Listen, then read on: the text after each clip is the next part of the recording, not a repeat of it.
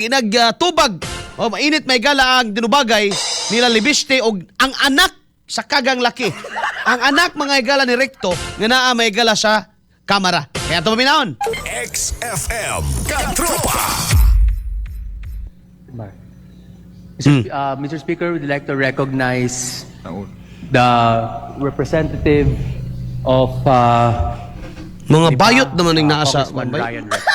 The Honorable Ryan Recto is now ready. Mga bakla naman yung naasa. Good afternoon, everyone. No questions Kongreso. to be asked on my end. Mr. Speaker, I would just like to make a manifestation to set the record Okay. straight. Anak ni regarding Recto. the issues O ni raised Vilma. by my fellow representative from Batangas Mm. on the alleged issues that were narrated. First, while this representation recognizes the importance of legislative oversight, I believe that it is equally important that information shared in this plenary is accurately based on facts, not assumptions, not insinuations, and certainly not on incomplete information.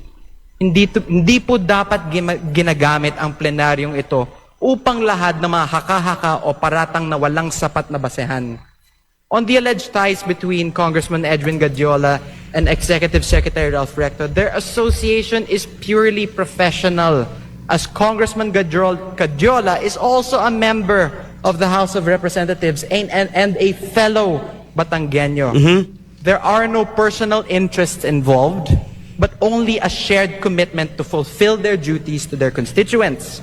Walang katotohanan ang mga alegasyon ni Congressman Leviste na mayroon silang may mga maanumalyang transaksyon. Fake news po yan, Mr. No? Speaker. This representation is not privy to the motives of my colleague from the 1st District of Batangas. But let it be known, hindi po tayo basta-basta nagpapadala sa mga inimbentong issue dahil alam po natin kung ano ang katotohanan dito. In fact, I will not stand idly by and let these so-called facts be presented as truth. Let it be a reminder that Executive Secretary Ralph Recto has served as congressman and senator for decades, representing not only Batangas, but also the broader interests of the Filipino. And same goes for Governor Vilma Santos Recto.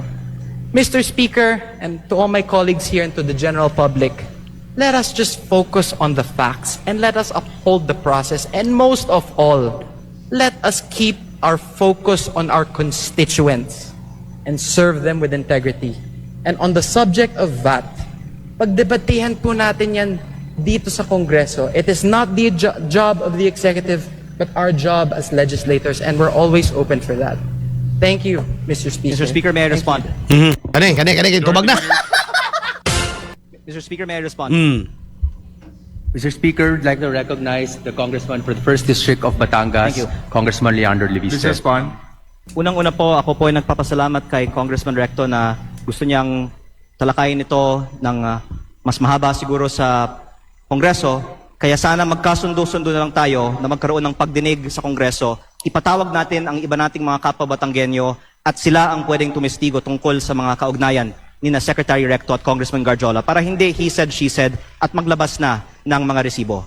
Pangalawa, dagdagan ko din na hindi ko binanggit sa aking privilege speech kanina ang eleksyon sa Lipa, alang-alang sa aking kasamahan. Pero para may konteksto tayo sa talakayan nito, sinabi sa akin ng ibang mga politiko sa Lipa na ang di umano'y ginastos ni Congressman Garjola at ng mga Recto sa Lipa sa 2025 elections ay umabot pa ng 1 billion pesos kasama na ang napakataas na presyo para sa bilihan ng mga boto.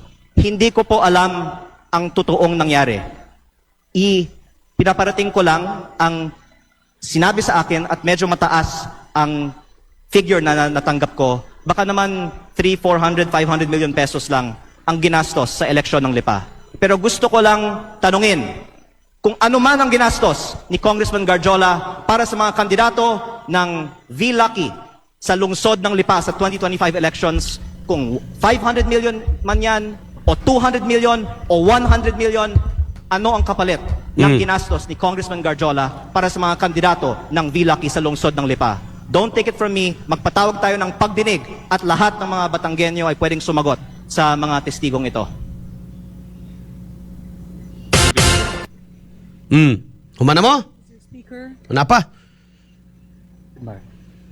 Mr. Speaker, we'd like to recognize XFM Katropa. So, ni Palag dahil, pero murag anda man ang script ni Representative Recto. No? Anak nila ni Ralph. Pero murag na may kuandaan nun. Or samtang nag-istorya, nag-privilege hour pa si Libiste, nagsuwat na siya daan. Ano naman siya, automatic. Grabe ba yung gala, no? Oh. Kini pag yung sunod nga video ani ba yung gala mo, pinakangilingig tanan. Gumikan kay ang gisgutan mga higala ni Senador Leviste, kalabot sa korupsyon, kalabot mga ni Congressman Leviste, malibog ko ba? Matawag na ko sa senador, no? Kalabot mga higala sa korupsyon, kalabot sa binayaray o kini mga higalang mga anomalya sad, no? Diha bagay so nga nag-involve nilang Guardiola, Recto, o kinis Guardiola na mention sa gyud ni may gala sila sa ICI. No nga isa ni may gala sa mga dagkong mga kontraktor. Kay bao ba mo bay ato mabinaw na aron di sa mo ma-high blood diha. Kay mo commercial sa usa ko. No? Kay las 8:09 na nga gusto ni Ridon nga diliton mga higala kining privilege speech ni Libiste diya sa Kongreso mga higala. Strike down. Dili lang mga higala nga mangayo kag kuha na pulo sa diha wala. Kinalan diliton. Kay matod ba lagi mga igsoon di na pwede fake news na baseless na mga katropa. Pero dili ba na mga higala mas fake news ng ilang Madriaga? Katong Cantrillanes? Di ba? Unsa may credibility ato? Tungod lang kay kang Trillanes, samot ganing kadudahan. Gi kato mga nakuha ni Trillanes nga mga papel, naabay na-presentar niya dito nga Mr. So and so mao ni, siya gabit-bit aning papel, igo ra ko handler ako ani.